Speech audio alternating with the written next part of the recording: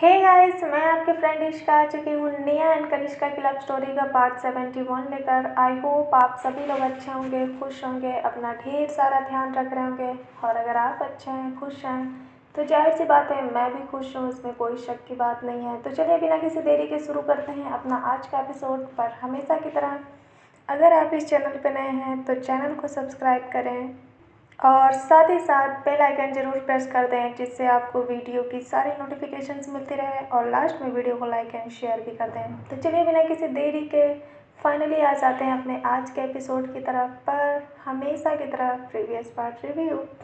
पिछले भाग में आपने सुना था कि कनिष्का पूरी तरह से बेहोश हो जाती है। उसे अपने आसपास क्या हो रहा है किसी चीज़ का भी होश नहीं रहता। लेकिन बेहोश होने से पहले वो अपने वॉच में लगी उस इमरजेंसी बटन को ऑन कर देती है, जिससे उसकी रेस्क्यू टीम AK-05 एक्टिवेट हो जाती है और वो उसकी लोकेशन को ट्रेस करते हुए सही वक्त पे उसे हवाई मदद भेज देते हैं, जिसकी वजह से कनिष्का को इमरजेंसी ट्रीटमेंट मिल जाती है। हालांकि वो ट्रीटमेंट परमानेंट नहीं होती है, सिर्फ और सिर्फ काम चलाऊ होती है। लेकिन फिर भी जो कंडीशन उसके बॉडी की हो रही थी उससे के अकॉर्डिंग बहुत ही लाभदायक साबित हो सकती थी। इसीलिए उसके गार्ड्स ने पहले उसे ट्रीटमेंट दिया, फिर वहाँ से उसे ले जाने के डिसाइड किया। तो ये था हमारा प्रीवियस पार्ट रिव्यू। और अब आगे धीरे धीरे वक्त तेजी से गुजर रहा था और उसी के साथ साथ कनिष्का की हालत भी काफ़ी हद तक ख़राब हो चुकी थी। जब उन डॉक्टर्स ने उसका ट्रीटमेंट शुरू किया तो उसकी बॉडी के कई सारे हिस्सों में बुलेट्स की वजह से पॉइजन फैल चुका था और इस समय उस बुलेट को निकालना बहुत ज़्यादा ज़रूरी था। कुछ सोचते हुए आंखों ही आंखों में इशारा करके उन डॉक्टर्स ने एक दूसरे की तरफ देखा और हामी में इशारा करके उन्होंने ये डिसाइड किया कि वो इस बुलेट को यहीं निकालेंगे। हालांकि उनके पास बहुत ज़्यादा लग्जीरियस सुविधाएं तो नहीं थी, पर वो सभी सामान थे जो इमरजेंसी में यूज किया जाना चाहिए। इसीलिए अब उन्होंने 100% डिसाइड कर लिया कि वो उस बुलेट को पहले निकालेंगे, फिर कनिष्का के ब्लड को रोकेंगे, देन उसके बाद उसे हॉस्पिटल लेकर जाएंगे। और उन्होंने अपना काम शुरू कर दिया। किसी ने कभी नहीं सोचा था कि यूँ ओपन एरिया में किसी हील्स पर बिना किसी व्यवस्था के कनिष्का का ऑपरेशन यूँ होगा। लेकिन किस्मत कुछ भी करा सकती थी और ये आज पूरी तरह से साबित हो चुका था। अंदर कनिष्का का ट्रीटमेंट बहुत ही सीरियस हालात में चल रहा था और बाहर सबके चेहरे पर 12 बजे हुए थे। लेकिन फिर भी कुछ देर पहले जो परेशानी और बेताबी सबके चेहरे पर दिख रही थी, वो धीरे धीरे पूरी तरह से गायब हो गई। लेकिन इतनी ही देर में निया ने खुद की एकदम से हालत ख़राब कर ली थी। उसे देखकर ऐसा लग रहा था कि जैसे उसकी बॉडी में 0.1% भी एनर्जी ना बची हो और उसका चेहरा पूरी तरह से फीका पड़ चुका था। आंखें रोते रोते सूज गई थीं और होठ एकदम से सूख गए थे। वो पूरी तरह से विधि के ऊपर डिपेंड थी। हालांकि परेशान तो सभी लोग थे, विधि के साथ साथ रिया और बाकी लोग भी परेशान थे। लेकिन विधि थोड़ा सा स्ट्रांग दिख रही थी और उसने सिर्फ निया को ही नहीं बल्कि रिया को भी सहारा दे रखा था। उन दोनों की हालत एक जैसी थी, क्योंकि शायद वो दोनों कनिष्का के बहुत ही ज़्यादा करीब थे। वो लोग कैंप से करीब 18 कदम की दूरी पर थे और उस बीच उस कैंप के चारों तरफ सिर्फ और सिर्फ कनिष्का के बॉडीगार्ड्स ने घेरा बना रखा था। वो पूरी तरह से चौकन्ने होकर उसकी निगरानी कर रहे थे, क्योंकि उन्हें पता था कि खतरा कभी भी हो सकता है। दुश्मनों का कोई भरोसा नहीं। इधर कनिष्का का ट्रीटमेंट चल रहा था, उधर मुंबई में डेविड को पूरी जानकारी मिल गई। उसने जैसे ही इस इंफॉर्मेशन को सुना, सबसे पहले उसने यदुवंशी पैलेस के साथ साथ SK ग्रुप की और फिर कई सारी इंपॉर्टेंट जगहों की सिक्योरिटी बढ़ा दी। उसे पता था कि अगर ये खबर लीक हो गई कि कनिष्का को बुलेट लगी है तो उसके दुश्मनों को देरी नहीं लगेगी इस हालात का फ़ायदा उठाते हुए। और इसीलिए उसने सबसे पहले यदुवंशी पैलेस के फैमिली मेम्बर्स को प्रोटेक्ट किया और उसने 05 से लेकर 01 से लेकर 04 तक सभी सभी ग्रुप को अलर्ट मोड में रख दिया और उन्हें पूरी तरह से एक्टिवेट करते हुए जगह जगह तैनात कर दिया। यहाँ तक कि जिस हॉस्पिटल में कनिष्का को लेकर जाने वाले थे उस हॉस्पिटल की पूरी तरह से सिक्योरिटी टाइट कर दी गई और ऊपर से नीचे तक डेविड ने उसे अपने कब्जे में ले लिया।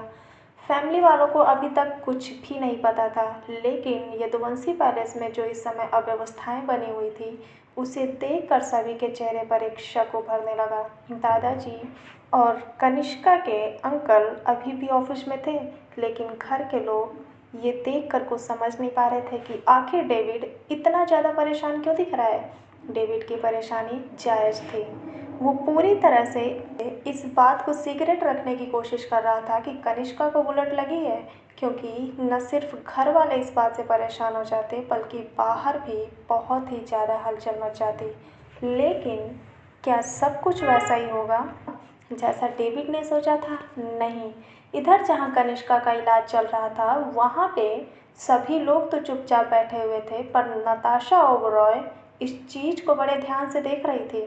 उसे कनिष्का से तो कोई लगाव नहीं था, पर उसने उसके बुलेट लगने की इन्फॉर्मेशन को अपने डैड के पास मैसेज करके भेज दिया और उसने धीरे से इस हालात की फ़ोटो क्लिक करके भी उनके पास भेज दी। मिस्टर विक्रम ओबरॉय कोई छोटी मोटी हस्ती नहीं थे, इसीलिए जैसे ही ये ब्रेकिंग न्यूज़ उन्हें मिली तो उनके चेहरे पर हैरानी छा गई और देखते ही देखते ये खबर बाहर ही लीक हो गई। उन्हें ये तो नहीं पता था कि वो इस न्यूज़ की किस तरह से यूज कर सकते हैं, लेकिन उनके लिए ये खबर बहुत बड़ी और इम्पोर्टेंट थी। हालांकि नताशा को ऐसा लग रहा था कि उसने सिर्फ और सिर्फ अपने डैड को ये बात बताई है, पर उसे क्या पता था कि चंद घंटों के अंदर ही मुंबई से लेकर दिल्ली तक ये खबर फैल जाएगी। और बिल्कुल ऐसा ही हुआ। जैसे जैसे कनिष्का के घायल होने की इन्फॉर्मेशन तेजी से फैल रही थी, वैसे वैसे उसकी जान का खतरा बढ़ रहा था, क्योंकि यदुवंशी पैलेस के दुश्मनों को तो इसी बात की तलाश रहती थी आखिर कनिष्का उनके आखिर वो ये कैसे भूल सकते थे कि कनिष्का उनके बदले के और यदुवंशी फैमिली के बीच की बहुत बड़ी दीवार थी। और जब फाइनली ये दीवार गिर गई थी तो क्या वो लोग इसका फ़ायदा नहीं उठाएंगे? वो इसका फ़ायदा ज़रूर उठाएंगे। काफ़ी देर तक मुशक्क़त करने के बाद उन चारों काबिल डॉक्टर्स ने कनिष्का के बुलेट को निकाल दिया और जैसे ही उन्होंने ये काम किया तो उनके चेहरे पर एक तसल्ली दिख रही थी। कुछ देर के बाद ही बुलेट निकलने के बाद उन लोगों ने नॉर्मल ट्रीटमेंट दिया और कनिष्का के कंधे को पूरी तरह से बैंडेज से कवर कर दिया। हालांकि कनिष्का पूरी तरह से तो ठीक नहीं थी और ना ही ये कहा जा सकता था कि वो कब होश में आएगी, लेकिन एक चीज़ पूरी तरह से कंफर्म हो चुकी थी कि अब उसकी जान को कम खतरा था। वो सभी डॉक्टर्स लगभग पसीने से लथपथ होकर बाहर निकले। हालांकि वो सुबह का माहौल था और ठंडी ठंडी हवाएं भी चल रही थी, लेकिन जो सिचुएशंस थी उसके अकॉर्डिंग उनके चेहरे पर एकदम से पसीने दिख रहे थे। अचानक उस बॉडीगार्ड ने उन सभी की तरफ देखा। उन्होंने किसी भी शब्द का यूज नहीं किया, बस अपना सर हामी में हिलाते हुए आंखों ही आंखों में मैसेज पास किया। वो समझ गए कि थोड़ी देर में उन्हें कनिष्का को लेकर निकलना होगा। जल्दी से उस बॉडीगार्ड ने कुछ मैसेज पास किया जो शायद डेविड के पास गया। उन्होंने अपनी आगे की तैयारी शुरू कर दी और बहुत ही जल्दी वो कनिष्का को लेकर निकलने के लिए रेडी हो गए। लेकिन अचानक उस बॉडीगार्ड की नज़र निया पर पड़ी। निया ने जैसे उन डॉक्टर्स को बाहर निकलते देखा तो वो एकदम से खड़ी हो गई और वो बिना किसी डर के उनके पास आ गई। हालांकि उन गार्ड्स ने किसी को भी आने की एंट्री नहीं दी थी, लेकिन उन्होंने निया को रोका भी नहीं। उन डॉक्टर्स ने बड़े आराम से निया को समझाया कि अब कनिष्का पूरी तरह से खतरे से बाहर है। ये सुनकर निया का दिल कर रहा था कि वो अभी के अभी कनिष्का को देख ले और वो कैंप की तरफ भागने की कोशिश भी करने लगी, लेकिन तभी गार्ड्स ने उसे रोक लिया।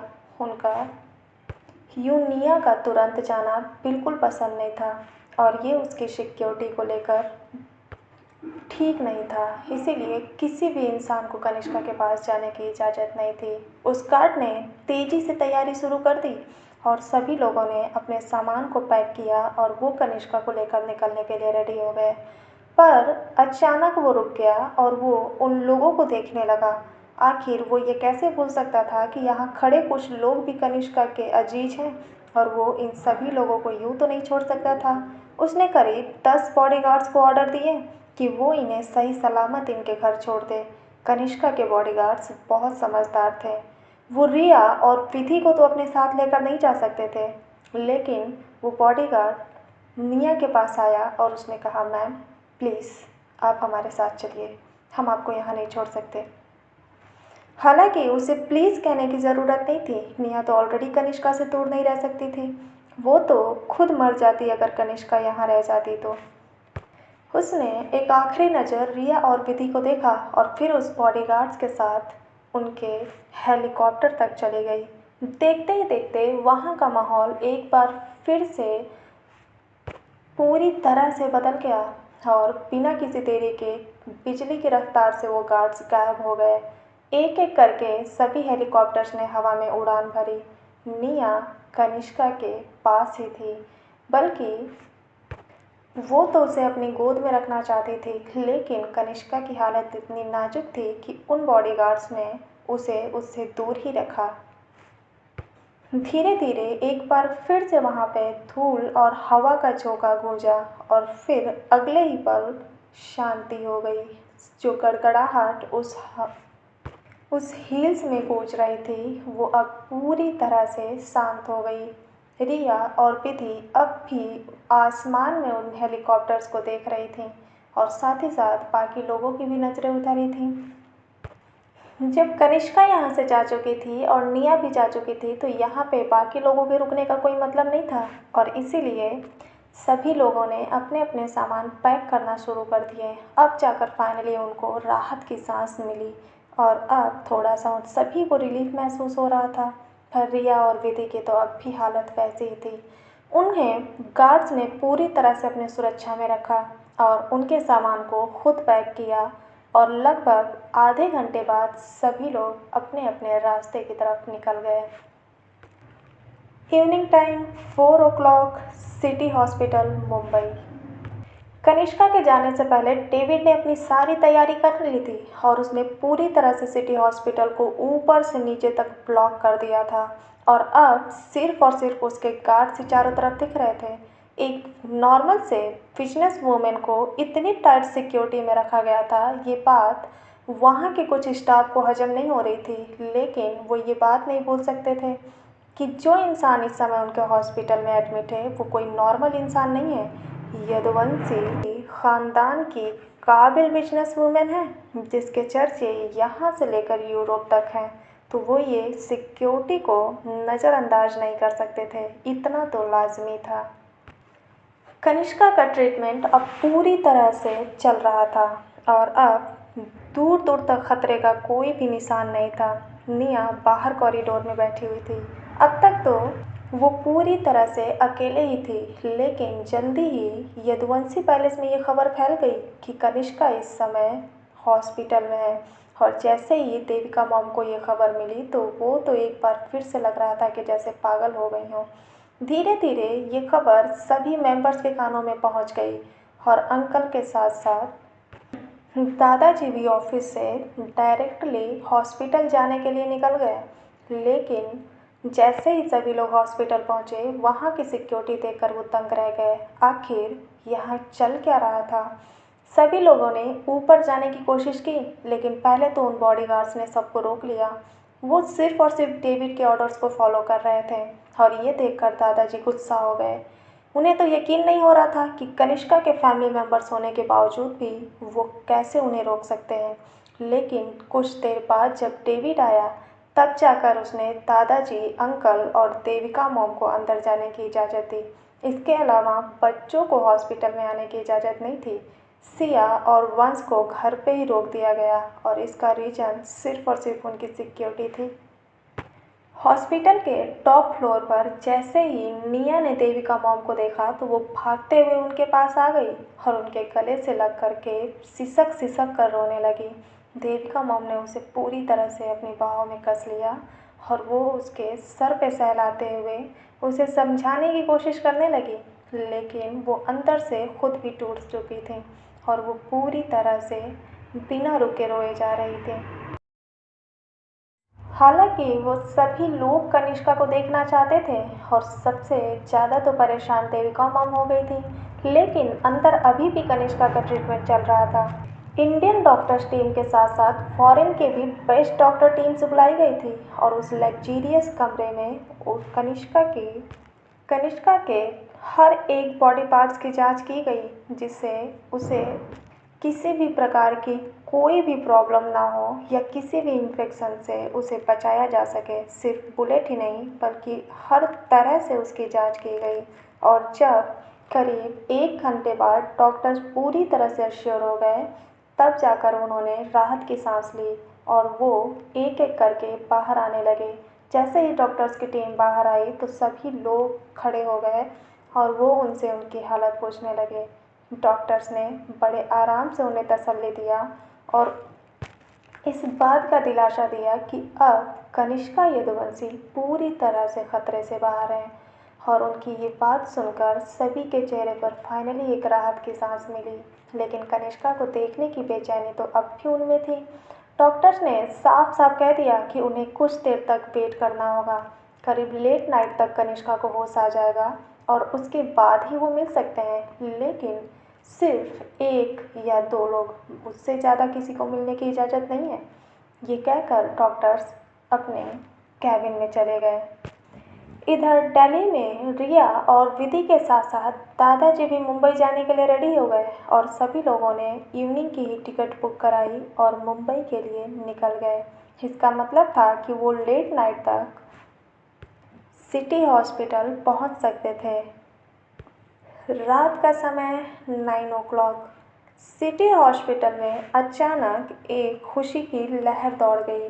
करीब 9 बजे धीरे धीरे कनिष्का को होश आने लगा और वहाँ पर बैठी उस नर्स ने जैसे ही कनिष्का को होश में आते देखा तो उसने सबसे पहले डॉक्टर्स को इन्फॉर्म किया और जल्दी ही एक बार फिर से करीब 5 डॉक्टर्स की टीम वापस से कनिष्का को देखने आ गई।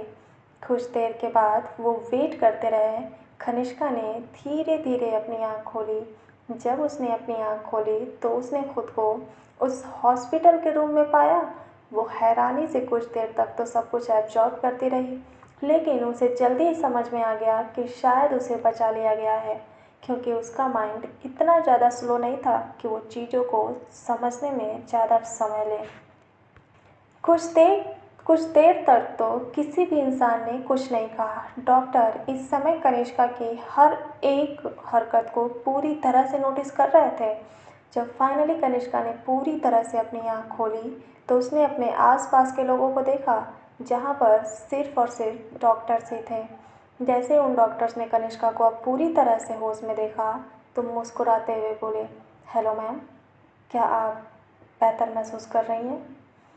उन्होंने बड़े सलीके के साथ कनिष्का को पूछा और उनका ये सवाल सिर्फ और सिर्फ कनिष्का को मेंटली टेस्ट करना था। कनिष्का ने मुस्कुराते हुए अपना सर हामी में हिलाया और उसने अपनी पलकें झपका दी। डॉक्टर्स समझ गए कि कनिष्का बिल्कुल ठीक है और उसका माइंड भी पूरी तरह से वर्क कर रहा है। उसके बाद उन्होंने कुछ 2-4 क्वेश्चन और किए और उसके चेकअप को कंप्लीट करने के बाद वहाँ से जाने की इजाज़त ले ली। जैसे ही डॉक्टर जाने लगे तो कनिष्का ने धीरे से खुद को एडजस्ट किया। हालांकि उसे हिलना डुलना बिल्कुल मना था, लेकिन फिर भी उसे थोड़ा सा अजीब लग रहा था। इस समय उसकी ऑक्सीजन हटा दी गई थी, पर उसके हाथ में विग लगी हुई थी और उसके कंधे पर बहुत सारी पट्टियाँ लगी हुई थी। वो अपनी हालत को खुद ही देखकर बड़ा अजीब सा फील कर रही थी। उधर डॉक्टर जैसे ही कैबिन से बाहर गए, सभी लोग एक बार फिर से खड़े हो गए और उन्होंने कनिष्का की हालत का जायज़ा लिया और डॉक्टर्स ने कहा कि सिर्फ और सिर्फ एक इंसान ही कनिष्का से इस वक्त मिल सकता है। अचानक सभी लोगों ने एक दूसरे का मुंह देखा और उनकी नज़र फाइनली निया पर पड़ी, जो इस समय पूरी तरह से एकदम से मरी हालत में थी। लेकिन तभी देविका मॉम ने भी डॉक्टर से रिक्वेस्ट किया, डॉक्टर क्या मैं सिर्फ़ और सिर्फ़ अपनी बच्ची को देख सकती हूँ? आप यकीन मानिए मैं उसे बिल्कुल परेशान नहीं करूँगी। बस उसे एक बार देख लूँ फिर बाहर आ जाऊँगी। उन्होंने इतने प्यार से रिक्वेस्ट किया कि डॉक्टर्स ने हामी भर दी और उन्हें अंदर जाने की इजाज़त दे दी, क्योंकि उन्हें पता था कि यदुवंशी फैमिली को कब कहाँ कैसे रिएक्ट करना चाहिए अच्छे से पता था। लेकिन उन्होंने ये ज़रूर एश्योर किया कि कुछ समय बाद ही उन्हें बाहर आना होगा, क्योंकि एक बार में एक ही इंसान पेशेंट से मिल सकता था। और ये सुनकर देविका मॉम निया के साथ अंदर गई। जब निया अंदर जा रही थी तो उसका दिल ज़ोर ज़ोर से धड़क रहा था। उसे पता नहीं क्यों कुछ अजीब सा फील हो रहा था, जैसे वो इस बात से डर रही हो कि कहीं कनिष्का के सामने वो कमज़ोर न पड़ जाए। वो खुद को पूरी तरह स्ट्रांग बनाने की कोशिश कर रही थी और सबसे ज़्यादा इस बात का ध्यान दे रही थी कि उसकी आंखों में आंसू ना आ जाए। फाइनली देविका मॉम ने उस रूम का दरवाज़ा खोला और धीरे से निया के साथ अंदर आ गई। जैसे ही वो दरवाजे के अंदर आई तो दरवाज़ा सेल्फ लॉक हो गया और सबसे पहले उनकी नज़र बेड पर लेटी कनिष्का पर पड़ी। और जैसे ही उन्होंने कनिष्का को इस हालत में देखा तो उन्हें लग रहा था कि जैसे उनका कलेजा फट कर बाहर आ जाएगा। वो अपने आंसुओं को रोक नहीं पाई और वहीं खड़े होकर ही रोने लगी। कनिष्का की आंखें बंद थी। वो अपनी मॉम को नहीं देख रही थी और ना ही वो निया को देख रही थी। लेकिन जैसे ही देविका मॉम के सिसकियों की आवाज़ उसके कानों में पड़ी, उसने धीरे से अपनी आंखें खोली और सामने उन दो लोगों को देखकर एकदम से उदास हो गई, क्योंकि उसे अपनी तकलीफ़ों का ज़्यादा दर्द नहीं था। उसकी वजह से जो बाकी के लोग परेशान थे, उससे वो ज़्यादा परेशान थी। उसने पहले अपनी मॉम को देखा, फिर अपनी निया को देखा। निया बड़ी अजीब नज़रों से आंखों में बेशुमार टेंशन, प्यार और चिंता लेकर कनिष्का को देख रही थी। धीरे धीरे वो दोनों कनिष्का की बेड के पास आ गए और निया अपने भारी कदमों से चलकर कनिष्का के राइट साइड में गई। कनिष्का की चोट उसके लेफ्ट साइड में थी, उसकी मॉम उसके लेफ्ट साइड में थी। कनिष्का ने बारी बारी से उन दोनों लोगों को देखा। वो समझ नहीं पा रही थी कि वो किन शब्दों का यूज करे जिससे वो दोनों लोग अच्छा महसूस करें। वो बस लाचारी भरी नज़रों से दोनों को देख रही थी। उसकी मॉम अभी तक रोए जा रही थी। उन्होंने एक शब्द भी कनिष्का से न कुछ कहा न कुछ पूछा। लेकिन जब कुछ देर तक वो दोनों ऐसे ही चुप रहीं तो फाइनली कनिष्का ने ही अपने अंदर एनर्जी को इकट्ठा करते हुए कहा, मॉम। जब कनिष्का के मुंह से मॉम शब्द सुना देविका मॉम ने तो वो और ज़ोर से रोने लगी और उन्होंने अपने मुंह पर अपने हाथों को रख लिया। वो कनिष्का के मुंह से ये शब्द सुनने के लिए कितनी देर से तड़प रही थी। अगर आज कनिष्का को होश नहीं आया होता तो उनकी क्या हालत हो जाती। आखिर वो एक माँ थी और कनिष्का उनकी अब एक लौती संतान बची थी। उन्होंने अपने बेटे को सालों पहले खो दिया था और जब आज कनिष्का को इस हालत में देखा तो उनकी हालत ऐसी लग रही थी कि जैसे वो अभी इस दुनिया को छोड़ के चली जाएंगी। हालांकि कनिष्का उन दोनों लोगों से बराबर से प्यार करती थी। जब उसने अपनी फाइनली नज़रें घुमाकर निया को देखा तो निया खुद को एकदम से कंट्रोल करके कनिष्का को देखे जा रही थी। वो चीख चीख कर रोना चाह रही थी, लेकिन कनिष्का के चेहरे को देखकर वो खुद को कंट्रोल कर रही थी। वो जानती थी कि अगर वो भी देविका मॉम की तरह कमज़ोर हो गई तो कनिष्का एकदम से परेशान हो जाएगी। जब उन दोनों लोगों ने कुछ नहीं कहा तो फिर से कनिष्का ने धीरे से निया की तरफ देखते हुए कहा, निया, मॉम को संभालो।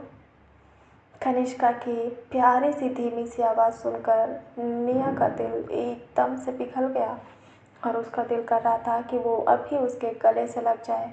लेकिन एक तो वहाँ पे मॉम थी और दूसरी बात कनिष्का की चोट अभी अभी ताज़ी हुई थी। अगर निया ने भावुक होकर हल्का सा भी उसे छुआ तो शायद उससे तकलीफ़ हो सकती थी और ये उन दोनों को मंजूर नहीं था। इसीलिए निया देविका मॉम के पास आई और उसने उन्हें गले लगाते हुए समझाने की कोशिश की। उसने धीरे से कहा, मॉम मॉम प्लीज़ चुप हो जाइए। देखिए कुछ नहीं होगा कनिष्का को, वो बिल्कुल ठीक है, मैं हूँ ना। आप प्लीज़ शांत हो जाइए। और अगर आप ऐसे कमज़ोर बनकर कनिष्का के सामने रहेंगी, आपने देखा ना अभी अभी डॉक्टर ने क्या कहा। प्लीज़ मॉम चुप हो जाइए प्लीज़। जैसे ही देविका मॉम ने निया की बात सुनी तो उन्हें भी इस बात का एहसास हुआ कि अगर इसी तरह इमोशनल होकर वो कनिष्का के सामने रोती रहीं तो कनिष्का को सच में प्रॉब्लम हो सकती है। और डॉक्टर्स ने अभी अभी कहा था कि वो कोई ऐसी हरकत न करें जिससे पेशेंट को स्ट्रेस हो। तो उन्होंने अपने आंसू को पोंछ लिए और धीरे से अब निया को लेकर के कनिष्का के पास आईं। उन्होंने कनिष्का के माथे पर सहलाया और उसे किस करके बड़े प्यार से देखने लगी। उन्हें समझ नहीं आ रहा था कि वो कनिष्का से बात करने के लिए किन शब्दों का यूज करें, क्योंकि वो जब भी कुछ बोलने की कोशिश कर रही थी तो उन्हें लग रहा था कि जैसे उनका गला रूंध गया हो और वो कुछ भी नहीं बोल पा रही हों। वो चुपचाप बस कनिष्का को देखती जा रही थी, कभी उसके माथे पर किस कर रही थी तो कभी उसके हाथों को थोड़ा सा टच कर रही थी। शायद वो डर रही थी कनिष्का को छूने से। उन्हें इस बात का ध्यान था कि कहीं उनकी बेटी को कोई तकलीफ ना हो। तभी कनिष्का ने कहा, मॉम प्लीज़ रिलैक्स, मैं ठीक हूँ, कुछ नहीं हुआ मुझे, थोड़ी सी चोट है, ठीक हो जाएगी।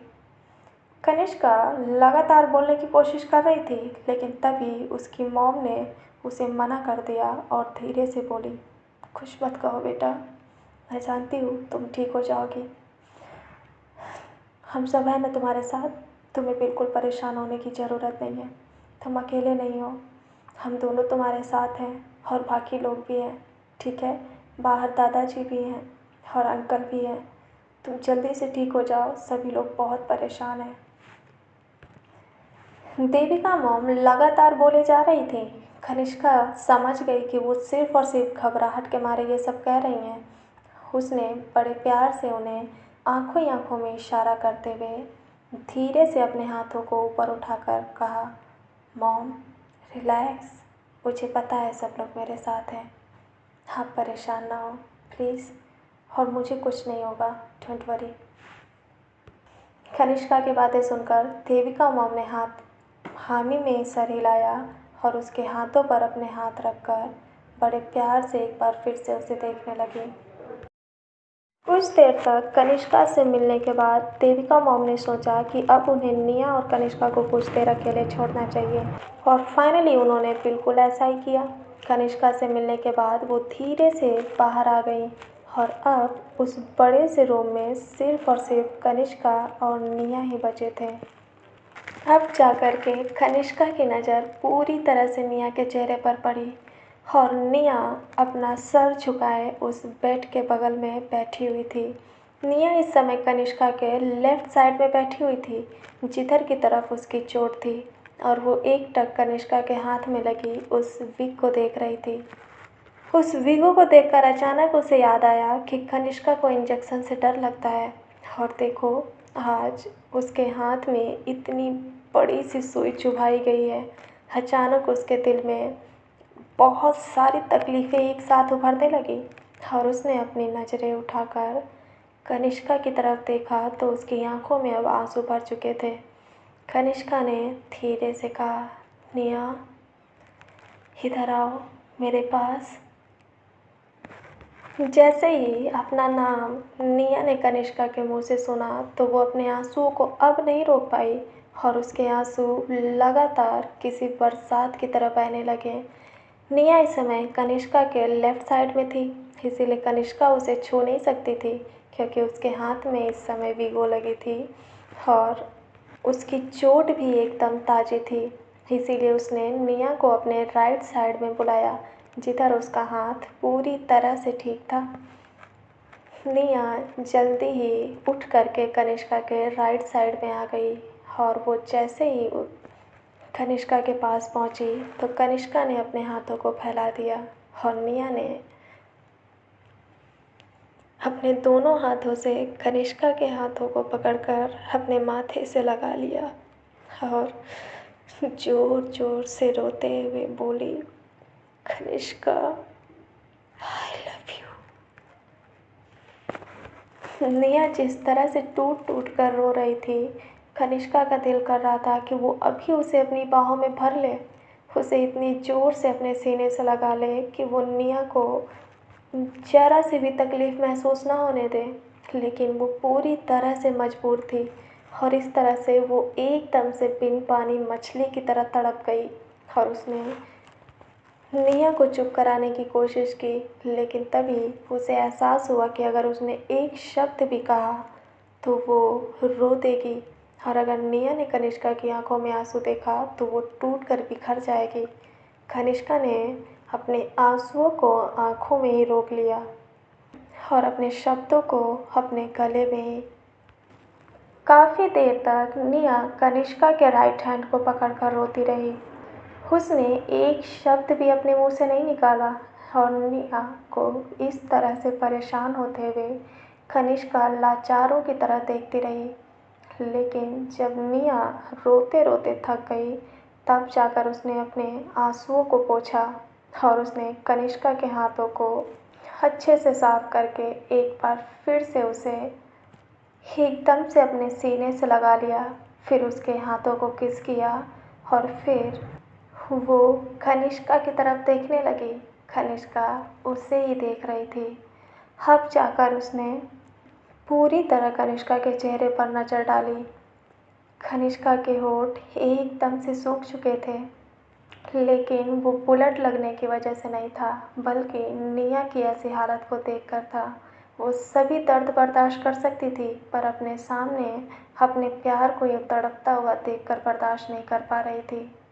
कनिष्का ने धीरे से कहा, निया, प्लीज़ मेरा बच्चा, शांत हो जाओ। देखो, मैं ठीक हूँ ना, और अब तो मैं हॉस्पिटल में भी हूँ। मेरा अच्छे से इलाज हो चुका है और अब मैं जल्दी ही ठीक हो जाऊँगी। और तुम हो ना मेरे पास। कनिष्का के इन आखिरी सवालों को सुनकर निया ने अपना सर जोर से हामी में हिलाया। वो उससे कहना चाहती थी कि हाँ, वो पूरी तरह से उसके साथ है, पूरी ज़िंदगी, यहाँ तक कि वो अपने आखिरी दम तक कनिष्का के साथ है। लेकिन उसने कुछ भी नहीं कहा, उसने बस अपना सर हामी में हिलाया। इस पर कनिष्का ने कहा, फिर अगर तुम मेरे साथ हो तो मैं बिल्कुल ठीक हूँ। तुम्हें ऐसे परेशान होने की ज़रूरत नहीं है, ठीक है? इस पर निया ने कहा, आई एम सॉरी, मैं जानती हूँ मैं आपको परेशान कर रही हूँ ना। आप सही कह रहे हो, मैं आपको परेशान नहीं करूँगी। आप बिल्कुल ठीक हो जाओगे, जल्दी से ठीक हो जाओगे। हम इस हॉस्पिटल से जल्दी ही घर चले जाएंगे, है ना? जाएंगे ना? निया कनिष्का से क्वेश्चन कर रही थी। इस पर कनिष्का ने मुस्कुराते हुए कहा, हाँ, हम जल्दी ही जाएंगे, डोंट वरी। अब आओ, मेरे पास आ जाओ। कनिष्का की ये बातें सुनकर निया थोड़ी देर के लिए हैरान रह गई। अब और कितना कनिष्का के पास जाना था, लेकिन तभी कनिष्का ने अपने हाथों की तरफ इशारा किया। निया समझ गई। पहले तो वो डर रही थी, लेकिन फिर बाद में उसे भी नहीं रहा जा रहा था, इसीलिए वो कनिष्का के एकदम से पास गई बेड पर और वो उसे राइट साइड में उसके बाहों पर अपना सर रखकर लेट गई और उसने अपना हाथ कनिष्का के कमर पर रखा। कनिष्का को अब जाकर थोड़ा सा आराम मिल रहा था। उसने अपने राइट हैंड से निया को अपनी बाहों में ले लिया। हालांकि ऐसा करना ठीक नहीं था, लेकिन वो इतनी बेचैन हो रही थी निया को गले से लगाने के लिए कि उसके पास और कोई रास्ता नहीं था।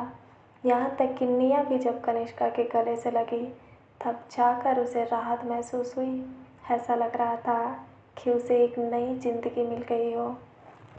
उसने बड़ी सावधानी के साथ कनिष्का के कंधे से अपना सर टिका लिया उसे इस बात का अच्छे से एहसास था कि वो कुछ भी ऐसा नहीं कर सकती जिससे कनिष्का को दर्द हो।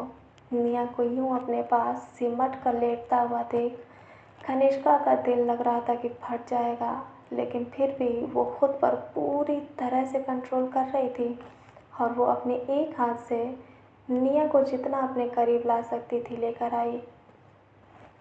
निया भी किसी छोटे बच्चे की तरह कनिष्का से चिपक गई और वो बिना कुछ बोले बस कनिष्का के सांस लेने की आवाज़ को सुन रही थी।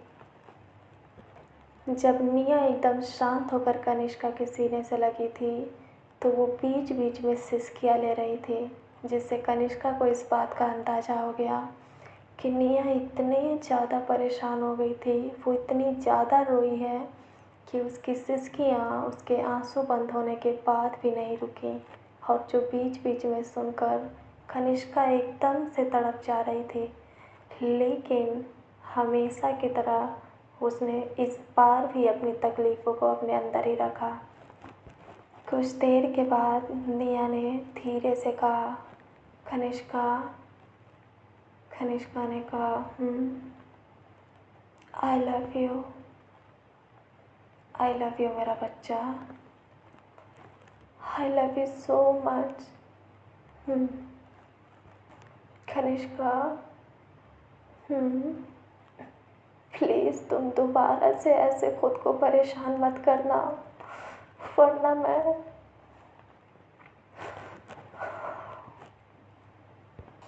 निया एक बार फिर से रोने लगी। हालांकि वो ज़ोर ज़ोर से नहीं रो रही थी, लेकिन वो अपनी बात कहते कहते जिस तरह रुक गई, कनिष्का ने उसे फिर से अपनी बाहों में और ज़ोर से कस लिया। वो तो चाहती थी कि उसे दोनों हाथों से उसे अपनी बाहों में भर ले, लेकिन वो ऐसा नहीं कर पा रही थी। रह रह कर उसके लेफ्ट हैंड की उंगलियां हिल जा रही थी। तब भी उसने खुद को कंट्रोल करते हुए कहा, निया डोंट वरी बच्चा, परेशान मत हो, मुझे कुछ नहीं होगा। कनिष्का चाह कर भी ज़्यादा शब्दों का यूज़ नहीं कर पा रही थी और वो सिर्फ निया को एक ही बात कह रही थी कि उसे कुछ नहीं होगा, वो ठीक हो जाएगी, तुम शांत रहो। आज का पूरा दिन एकदम परेशानी भरा था और अब जब फाइनली रात के 10 बज रहे थे तब जाकर निया को सुकून मिला। वो एक सेकंड के लिए भी कनिष्का से दूर नहीं हटना चाहती थी और जिस बेड पर कनिष्का लेटी हुई थी उसी बेड पर निया भी कनिष्का के राइट साइड में लेटी रही। किसी ने भी कुछ भी नहीं कहा क्योंकि अभी तक किसी ने उन दोनों की इस हरकत को नोटिस नहीं किया था और शायद अगर कोई नोटिस कर भी लेता तो कनिष्का निया को ऐसे जाने नहीं देती, क्योंकि उसे पता था कि अगर निया यहाँ से गई तो वो फिर से परेशान रहेगी। इससे अच्छा है कि वो उसकी आंखों के सामने रहे, वो पूरी तरह से ठीक रहेगी। मुश्किलें चाहे जितनी बड़ी हों कोई फ़र्क नहीं पड़ता अगर आपका प्यार आपके साथ हो। आप इस दुनिया के सबसे स्ट्रॉन्ग इंसान होंगे जब आपकी फैमिली के साथ साथ आपका प्यार भी आपके सामने होगा। कनिष्का लकी थी, निया उसके साथ थी, वरना बहुत सारे लोग तो ऐसे बदनसीब होते हैं कि वो हॉस्पिटल में भी रहें और उनका प्यार उनके साथ नहीं होता। वो तड़पते रहते हैं, चिल्लाते रहते हैं, परेशान होते रहते हैं कि एक बार उनकी नज़र अपने प्यार पे पड़ जाए। लेकिन शायद सबकी किस्मत कनिष्का जैसी नहीं होती। हर किसी का प्यार बुरे वक्त में उसके साथ नहीं होता।